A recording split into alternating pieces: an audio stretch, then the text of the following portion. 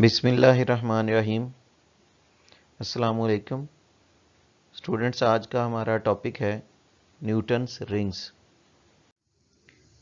First of all हम लोग Newton rings की डेफिनेशन करेंगे। डेफिनेशन आप लोगों ने स्टार्ट में ज़रूर नोट कर लेनी है। इस डेफिनेशन को ही हम लोग एक्सप्लेन करेंगे। तो डेफिनेशन कुछ इस तरह से है कि circular bright and dark fringes, कि वो circular bright and dark fringes produce due to interference in air film, जो एयर फिल्म में इंटरफेरेंस की वजह से बनेगी। और एयर फिल्म कहाँ पे होगी? That is enclosed between plano convex lens and glass plate. और वो जो एयर फिल्म होगी वो प्लेनो कन्वेक्स लेंस और ग्लास प्लेट के दरमियान इनक्लोज होगी, और इनको हम क्या कहेंगे? Newton rings. ये डायग्राम न्यूटन रिंग्स के लिए दिखाई गई है। इसी से आपको ये सारी बात एक्सप्लेन की जाएगी कि ये circular bright and dark fringes जो इंटरफेरेंस की वजह से बनेंगी, और इंटरफेरेंस होगी एयर फिल्म के अंदर, और ये air film plano convex lens और ग्लास प्लेट के दरमियान इनक्लोज होगी। इनको हम न्यूटन रिंग्स कहेंगे। लेकिन जैसे मैंने कहा कि अभी हम लोग इसको एक्सप्लेन करेंगे तो ये सारी डेफिनेशन समझ पाएंगे।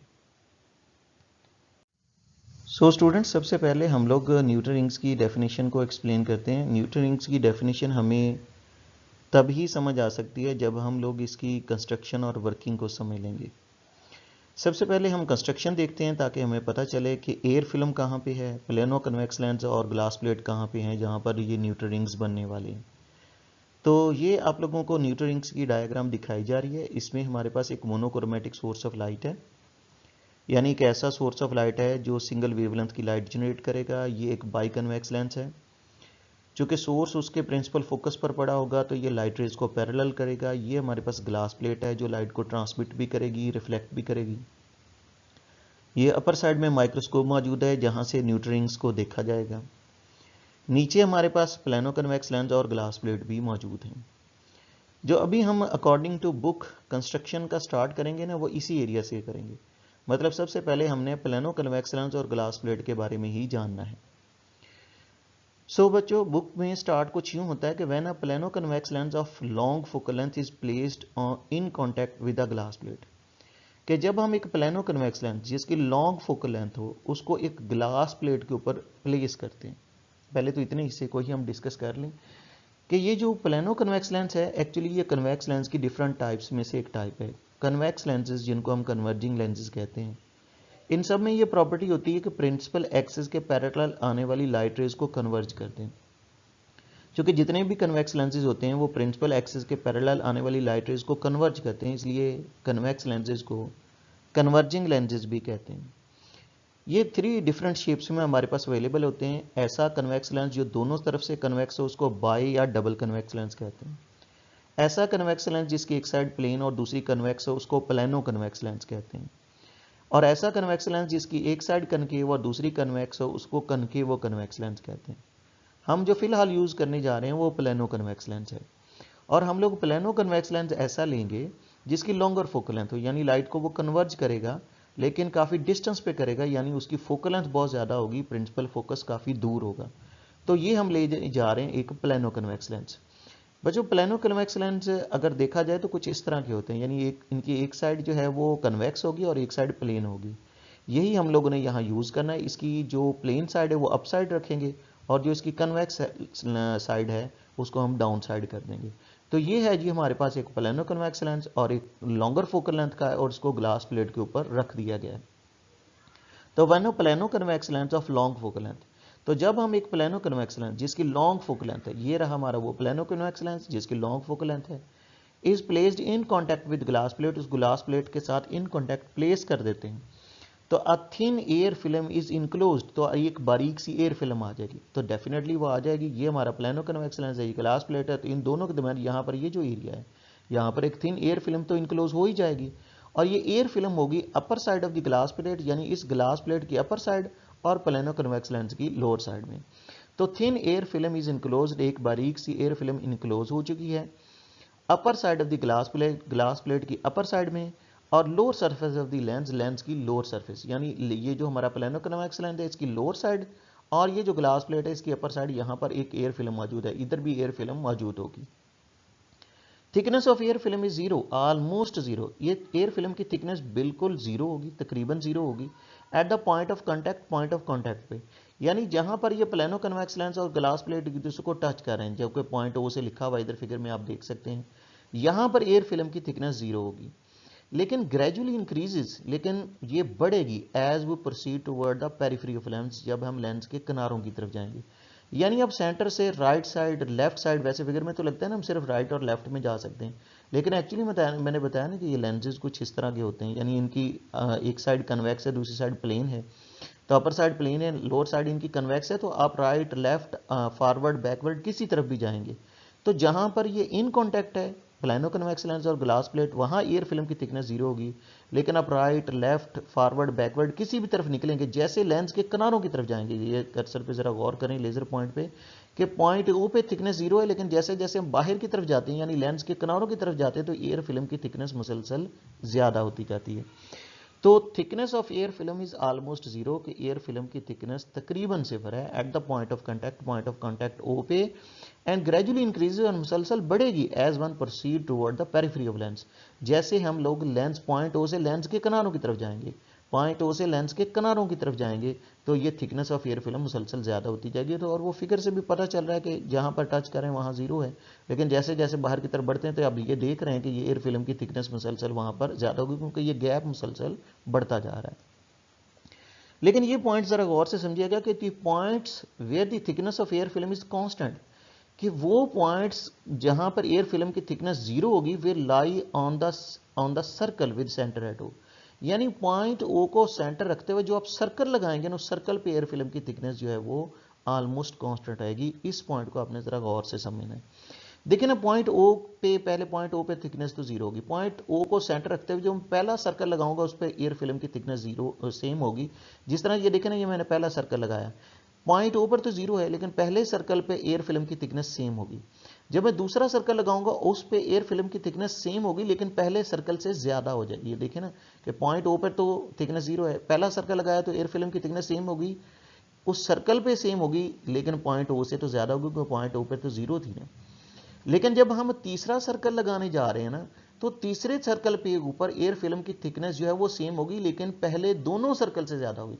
यानी पहले सर्कल पे एयर फिल्म की थिकनेस जो होगी उसकी निस्बत दूसरे सर्कल पे ज्यादा होगी, उसके लिहाज से तीसरे सर्कल पे उससे ज्यादा होगी, जो तीसरा सर्कल चौथा सर्कल लगाएंगे उस पर उससे भी ज्यादा होगी। यानी पॉइंट ओ को सेंटर रखते हुए जो भी सर्कल आपने लगाना है उस सर्कल पे तो थिकनेस सेम होगी एयर फिल्म की, लेकिन पहले वाले सर्कल से ज्यादा होगी। पहले पॉइंट ओ के बाद जो पहला सर्कल लगाएंगे उस पर एयर फिल्म की थिकनेस कम होगी, लेकिन सर्कल पे तो सेम होगी। दूसरा सर्कल जो लगाएंगे उस पर एयर फिल्म की थिकनेस ज्यादा हो जाएगी, लेकिन सर्कल पे तो सेम होगी, लेकिन पहले सर्कल से ज्यादा होगी। उसके बाद जो आप सर्कल लगाओगे इस पॉइंट ओ को सेंटर रखते हुए जो सर्कल लगाएंगे उस सर्कल पे तो सेम होगी, लेकिन पहले दोनों सर्कल से क्या होती जाएगी, ज्यादा। यानी पॉइंट इज दैट कि पॉइंट ओ को सेंटर रखते हुए जो भी आप सर्कल लगाएंगे सर्कल पे एयर फिल्म की थिकनेस सेम होगी, लेकिन हर जो नेक्स्ट सर्कल लगता जाएगा उस पर पहले सर्कल की निस्बत एयर फिल्म की थिकनेस मुसलसल ही ज्यादा होती जाएगी। तो पॉइंट ओ को सेंटर रखते हुए जो सर्कल लगाएंगे सर्कल पे एयर फिल्म की थिकनेस सेम होगी, लेकिन हर बाहर वाले सर्कल पे पहले सर्कल के लिहाज से थिकनेस ऑफ एयर फिल्म मुसलसल क्या होती जाएगी, ज्यादा, क्योंकि हम आउटर साइड यानी पेरिफेरी ऑफ लेंस की तरफ मुसलसल निकलते आते हैं। तो इस तरह पॉइंट ओ को सेंटर रखते हुए जो भी सर्कल लगाएंगे उस सर्कल पे एयर फिल्म की थिकनेस सेम होगी। अब हम स्टूडेंट्स इसकी एक्सप्लेनेशन की तरफ चलते हैं कि कैसे ये न्यूटन रिंग्स की फॉर्मेशन होगी। तो by means of glass plate G की मदद से, ये है हमारे पास ग्लास प्लेट जी, इसकी मदद से parallel beams of monochromatic light are reflected toward the plano convex lens L, के parallel beams of monochromatic light जो है ना उनको इस ग्लास प्लेट जी की मदद से हमने प्लेनो कन्वेक्स लेंस एल की तरफ रिफ्लेक्ट कर देना। ये तो हमारे अकॉर्डिंग टू टेक्स्ट है, लेकिन आप लोग ये पहले ये याद रखिएगा कि ये जो हमारे पास मोनोक्रोमैटिक सोर्स ऑफ लाइट है, जो सोडियम लाइट है येलो कलर की होती है, इसको हमने कन्वेक्स लेंस के प्रिंसिपल फोकस पर रखना है। और हमें मालूम है पहले लेक्चर्स के अंदर वेव फ्रंट के अंदर आपको बताया था कि जब कोई सोर्स ऑफ लाइट हम लोग कन्वेक्स लेंस के फोकस पर रखते हैं तो वो लाइट रेज को पैरेलल कर देगा। तो ये हमारे पास मोनोक्रोमैटिक सोर्स ऑफ लाइट है, सोडियम लाइट है, सिंगल वेवलेंथ है, इसको हमने कन्वेक्स लेंस के फोकस पर रखा तो ये लाइट रेज को क्या कर देगा, पैरेलल। ये पैरेलल लाइट रेज जो हैं, जो इस कन्वेक्स लेंस से पैरेलल लाइट रेज हैं, इनको हम इस ग्लास प्लेट या ग्लास शीट जी की मदद से, इस ग्लास शीट जी की मदद से हम लोग रिफ्लेक्ट करेंगे प्लेनो कन्वेक्स लेंस की तरफ। वैसे ये इसमें से पार्टली रिफ्लेक्ट भी हो जाएंगी, यानी पार्टली रिफ्लेक्ट भी होंगी और पार्टली रिफ्रैक्ट भी होंगी, यानी इसमें से गुजर भी जाएंगी। कुछ हिस्सा इनमें से ट्रांसमिट करेगा, उसको हम रिफ्रैक्ट कहेंगे। जो इसमें से पार्ट रिफ्रैक्ट होगा वो माइक्रोस्कोप की तरफ बढ़ेगा, और कुछ हिस्सा रिफ्लेक्ट भी होगा जो प्लेनो कन्वेक्स लेंस की तरफ जाएगा। तो यहीं से हमारे टेक्स्ट में उन्होंने एक्सप्लेन करना शुरू किया कि by means of glass sheet G, के इस ग्लास शीट जी की मदद से, ये है जी हमारे पास glass sheet G, parallel beams of monochromatic light, जो parallel beams of monochromatic light की reflected toward the plano convex lens N, इनको हमने प्लेनो कन्वेक्स लेंस एल की तरफ रिफ्लेक्ट कर दिया है। अब इनमें से कोई एक लेते हैं और उसको इन डिटेल समझते हैं। जो रिफ्लेक्ट हुई हैं वो parallel beams of monochromatic light जो इस प्लेनो कन्वेक्स लेंस की तरफ रिफ्लेक्ट हुई हैं, उनमें से किसी एक को कंसीडर करते हैं और उसको इन डिटेल समझते हैं। A ray of monochromatic light that strikes on the upper surface of the air film. अब कोई एक ले रहे हैं और वो एयर फिल्म की अपर सरफेस पे आके स्ट्राइक करेगी नियरली अलोंग द नॉर्मल। ये देखें, ये हमारे पास लाइट रे, सपोज दैट हम ये ले रहे हैं और ये एयर फिल्म यहाँ पर है ना, एयर फिल्म मौजूद। तो ये जो हमारे पास रे ऑफ लाइट आ रही है, ये एयर फिल्म की अपर सरफेस पर नियरली अलोंग द नॉर्मल आके स्ट्राइक कर रही है। तो जब ये यहाँ से स्ट्राइक करेगी तो कुछ हिस्सा इसका यहाँ से रिफ्लेक्ट कर जाएगा और कुछ हिस्सा रिफ्रैक्ट करेगा, यानी कुछ हिस्सा यहाँ से रिफ्लेक्ट करेगा, कुछ हिस्सा रिफ्रैक्ट करके लोअर सरफेस यानी एयर फिल्म की लोअर सरफेस यानी ग्लास प्लेट तक भी पहुंचेगा, जिसको आप इधर साइड फिगर में जरा मैग्नीफाई करके दिखाया हुआ यहाँ पर आप देख सकते हैं कि कुछ हिस्सा इनका यहाँ से रिफ्लेक्ट कर जाता है, कुछ हिस्सा रिफ्रैक्ट करके नीचे lower surface of the air film यानी ग्लास प्लेट की अपर साइड तक पहुंच रहा है और वहां से अगेन उसने रिफ्लेक्ट करना है। तो जरा ये पॉइंट देखें कि हमारे पास अ रे ऑफ मोनोक्रोमेटिक लाइट है that strike on the upper surface of air film, जो एयर फिल्म की अपर सरफेस पे नियरली अलोंग द नॉर्मल आगे टकराता है, यानी ये देखिए एयर फिल्म की अपर सरफेस पे नियरली अलोंग द नॉर्मल वो स्ट्राइक कर गया है। तो रेयर पार्टली रिफ्लेक्टेड, कुछ हिस्सा जो नॉर्मली आग स्ट्राइक करेगा पार्टली वो रिफ्लेक्ट हो जाएगा एंड पार्टली रिफ्रैक्ट हो जाएगा, यानी कुछ हिस्सा यहां से रिफ्लेक्ट कर गया है, कुछ हिस्सा रिफ्लेक्ट करके नेक्स्ट मीडियम में चला गया, यानी एयर फिल्म की लोअर सरफेस या ग्लास प्लेट की अपर सरफेस तक पहुंच चुका है। तो अ रे विच इज रिफ्रैक्टेड, जो हिस्सा रिफ्रैक्ट होगा in the air film is also reflected at the lower surface of the air film, वो एयर फिल्म की लोअर सरफेस से अगेन रिफ्लेक्ट होगा, यानी एक हिस्सा तो रिफ्लेक्ट हो गया ना, जो रिफ्लेक्ट होगा वो एयर फिल्म की लोअर सरफेस या ग्लास प्लेट की अपर सरफेस से अगेन रिफ्लेक्ट होगा। दीज टू रिफ्लेक्टेड रेज, अब ये दोनों रिफ्लेक्टेड रेज जो एयर फिल्म की अपर साइड से और एयर फिल्म की लोअर साइड से दोनों रिफ्लेक्ट हुई हैं, ये दोनों reflected raise produce at the upper and lower surface of the air film, जो एयर फिल्म की अपर एंड लोअर साइड से रिफ्लेक्ट हुए हैं, आर कोहेरेंट एंड कोहेरेंट होते हैं सारे, एक से दो बने हैं तो आपको पता ही है, पहले बताया हुआ है कि अगर हम एक से दो बताते हैं तो बनाते हैं तो वो मोनोक्रोमेटिक भी रहती हैं और कोहेरेंट भी। तो चूंकि ये कोहेरेंट हैं तो इंटरफेयर कंस्ट्रक्टिवली और डिस्ट्रक्टिवली, तो ये कंस्ट्रक्टिवली इंटरफेयर करेंगी और डिस्ट्रक्टिवली भी। अब इसको देखते हैं कि ये कैसे कंस्ट्रक्टिवली और डिस्ट्रक्टिवली इंटरफेयर करेंगी। देखिए बच्चों, यहां पर ये जो एयर फिल्म की थिकनेस है ना, ये बहुत ज़्यादा मैटर करती है। अच्छा, एक हिस्सा जो एयर फिल्म की अपर साइड से रिफ्लेक्ट हुआ, एक हिस्सा जो एयर फिल्म की लोअर साइड से रिफ्लेक्ट हुआ। अब जो लोअर साइड से रिफ्लेक्ट हुआ है, अगर ये रिफ्लेक्ट होता है इस तरह से कि इनके क्रस्ट के सामने ट्रफ और ट्रफ के सामने क्रस्ट आ जाए, जैसे कि आप देख सकते हैं ब्लू और रेड कलर में दिखाया गया कि क्रस्ट के सामने ट्रफ और ट्रफ के सामने क्रस्ट आ चुके हैं, अगर तो इस तरह की सिचुएशन होगी तो जाहिर है ये एक दूसरे को कैंसिल करेंगे। तो जहां पर ये एक दूसरे को कैंसिल करेंगी वहां पर आप लोगों को ये डार्क सर्कल्स नजर आएंगे, वहां पर ये डार्क सर्कल्स नजर आएंगे जहां जहां ये एक दूसरे को कैंसिल करेंगी। लेकिन अगर ऐसा हुआ कि जो एयर फिल्म की अपर साइड से रिफ्लेक्ट हुआ और जो हिस्सा एयर फिल्म की लोअर साइड से रिफ्लेक्ट हुआ, ये रिफ्लेक्ट होने के बाद इस तरह से एक दूसरे के ऊपर सुपरपोज हुई कि क्रस्ट के सामने ट्रफ और ट्रफ के सामने क्रस्ट के सामने क्रस्ट और ट्रफ के सामने ट्रफ आ गया, तो फिर तो ज़ाहिर एक दूसरे को रीइंफोर्स करेंगी, यानी कंस्ट्रक्टिव इंटरफेरेंस होगी, तो वहां पर आपको ये ब्राइट सर्कल दिखाई देंगे।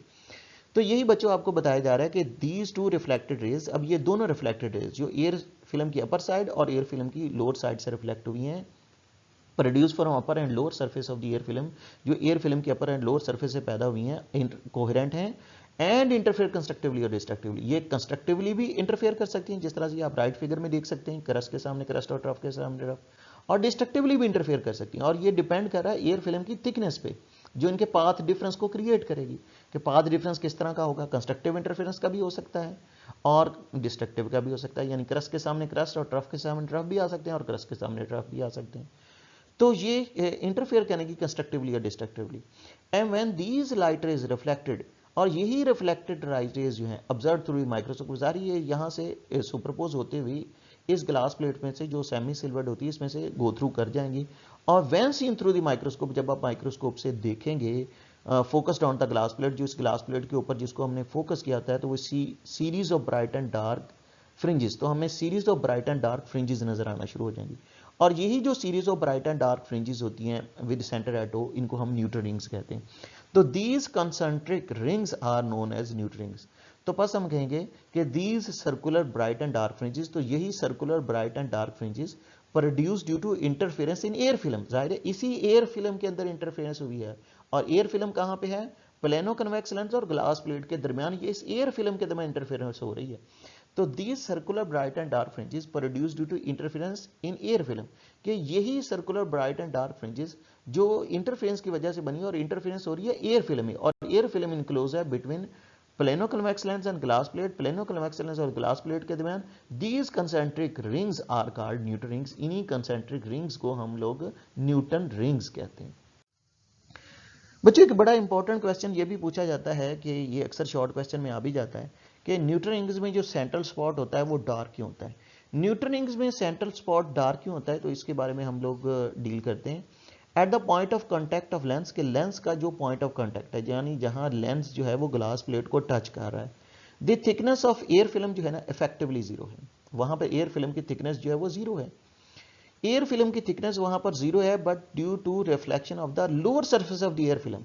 लेकिन एयर फिल्म की जो लोअर सरफेस होगी, ये एयर है ना हमारे पास, तो लोअर सरफेस पे तो ये सारा फिर डेंसर मीडियम हमारे पास मौजूद है, यानी कन्वेक्स लेंस और ग्लास प्लेट ये सारा डेंसर मीडियम। और हमें मालूम होना चाहिए कि जब रेज रेयर से डेंसर में जाती हैं तो जो पाथ डिफरेंस होता है वो लैम्डा बाई 2 180 डिग्री आता है, यानी अगर क्रस्ट जाएगा तो ट्रफ आएगा। ये देखें ना, जिस तरह से रेड का क्रस्ट अगर गया है तो ब्लू जो रिफ्लेक्ट बैक कर रही है वो ट्रफ आ रहा है। तो additional path difference of lambda by 2 is introduced, तो जो पाथ डिफरेंस आपके पास आ जाएगा वो लैम्डा बाई 2 आएगा। यानी जो सेंट्रल स्पॉट है वो हमारे पास डार्क इसलिए बनेगा कि eight the point of contact, कि जो पॉइंट ऑफ कांटेक्ट है लेंस का, जहां लेंस और ग्लास प्लेट एक दूसरे को टच कर रहे हैं, thickness of air film is almost zero. आप देख सकते हैं कि एयर फिल्म की थिकनेस जीरो है, यानी ग्लास प्लेट और जो प्लेनो कन्वेक्स लेंस है हम इसको एक कंसीडर करेंगे और ये सारा एक हमारा डेंसर मीडियम बन जाएगा। तो पॉइंट ऑफ कांटेक्ट पे thickness of air film almost zero है, लेकिन जो कि रिफ्लेक्शन होगी lower surface of the air film जो कि डेंसर मीडियम है, और हमें पता है कि जब रेज जो हैं वो रेयर से डेंसर में जाएंगी, रिफ्लेक्ट बैक करेंगी, जो पाथ डिफरेंस होगा वो लैम्डा बाई 2 का होगा, यानी क्रस्ट जाएगा और रिफ्लेक्ट बैक जो है वो ट्रफ करेगा। तो जब ये एक दूसरे के ऊपर सुपरपोज करेंगी तो यहाँ पर एक दूसरे को कैंसिल करेंगी, डिस्ट्रक्टिव इंटरफेरेंस होगी। तो डिस्ट्रक्टिव इंटरफेरेंस की वजह से centre of the Newton rings इसी डिस्ट्रक्टिव इंटरफेरेंस की वजह से डार्क होगा।